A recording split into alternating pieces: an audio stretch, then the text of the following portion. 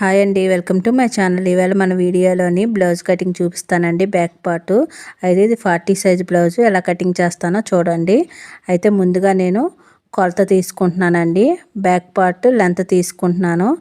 Back part length భుజం కుట్టు దగ్గర కింద నడుము వరకు ఎంత ఉందో చూసుకోవాలి.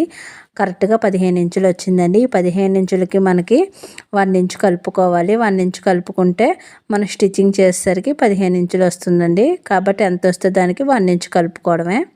ఇప్పుడైతే చెస్ట్ లూజ్ నాకు 20 ఇంచెస్ వచ్చిందండి. అంటే ఒకవైపు 20 ఇంచెస్ అంటే మొత్తం రెండు వైపులా కలిపి 40 ఇంచెస్ అండి.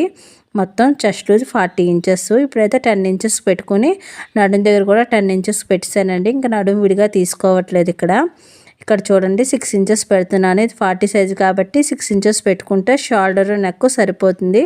2.25 నెక్ పెట్టాను. ఉన్న మిగిలింది షోల్డర్కి పెట్టేశానండి. ఇప్పుడైతే నాకు ఇక్కడ ఒక 1 ఇంచ్ కలపమన్నారు. 4.5 వచ్చింది. 1 ఇంచ్ కలుపుకొని 5.5 పెట్టుకున్నాను. ఒక హాఫ్ ఇంచు ఖర్చు కలుపుకొని 6 ఇంచులు పెట్టానండి నెక్ డీపు. ఇప్పుడైతే ఇక్కడ చిన్న రౌండ్ ఇచ్చేసుకుంటున్నాను. 3 ఇంచెస్ పెట్టుకున్నాను కింద డౌను. పైన 2.25 నెక్ ఇచ్చాను. మొత్తం కలుపుకొని ఇలాగ బాక్స్లో గీసుకొని చిన్న రౌండ్ ఇచ్చుకుంటే సరిపోతుంది. ఇక్కడ చూడండి మనకి 6 వచ్చింది కదా షోల్డర్, దానికి ఒక 6 ఇంచ్ కలుపుకొని 6.5 పెట్టుకున్నానండి. 6.5 పెట్టుకుని 6.5 దగ్గర నుంచి ఒక ఎల్ షేప్లో ఒక లైన్ అయితే గీసుకున్నాను. ఇలా గీసుకున్న తర్వాత 2 ఇంచెస్ ఖర్చు పెట్టుకోవాలండి.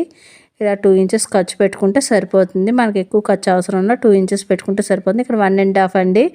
ఇది 40 సైజ్ కాబట్టి 1.5 పెట్టుకున్నాను.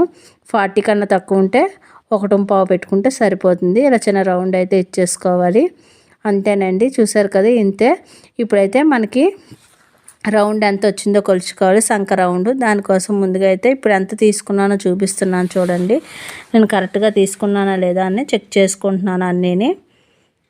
ఈ విధంగా చెక్ చేసుకోవాలి. తర్వాత సంక రౌండ్ కూడా చెక్ చేసుకోవాలండి. ఇప్పుడు 6 ఇంచులు వచ్చింది కదా, 2.25 నెక్ పెట్టాను. ఉన్నది షోల్డర్ కింద పెట్టేస్తాను. ఇక్కడ 6.5 పెట్టాను. ఇక్కడ కరెక్ట్గా 6 ఉండాలండి. పైన 6 పెట్టాం కదా, సంక రౌండ్ తిరిగే దగ్గర కూడా 6 ఉండేలా చూసుకోవాలి. 2 ఇంచెస్ ఖర్చు. ఇప్పుడు సంక రౌండ్ ఎంత ఉందో చూసుకోవాలి. చూడండి, ఆది బ్లౌజ్లో కొలుచుకుంటున్నాను. 9.5 వచ్చింది. ఈ 9.5 ఇక్కడ వచ్చిందో లేదో కొలుచుకోవాలి. ఒక హాఫ్ ఇంచు స్టిచ్చింగ్ వదిలేసి కొలుచుకోవాలండి. చూడండి, కింద నుంచి కొలుచుకోవాలి. నాకు 9.5 వచ్చిందండి. ఇప్పుడు మళ్ళీ చూపిస్తున్నాను చూడండి. ఇక్కడ 9.5 కరెక్ట్గా వచ్చింది. హాఫ్ ఇంచ్ కాకుండా నాకు 9.5 వచ్చిందండి. సరిపోతుంది. మనం స్టిచ్చింగ్ చేసేసరికి కరెక్ట్గా వచ్చేస్తుంది సంక రౌండ్. ఇలాగా మన సంక రౌండ్ కరెక్ట్గా వచ్చిందో లేదో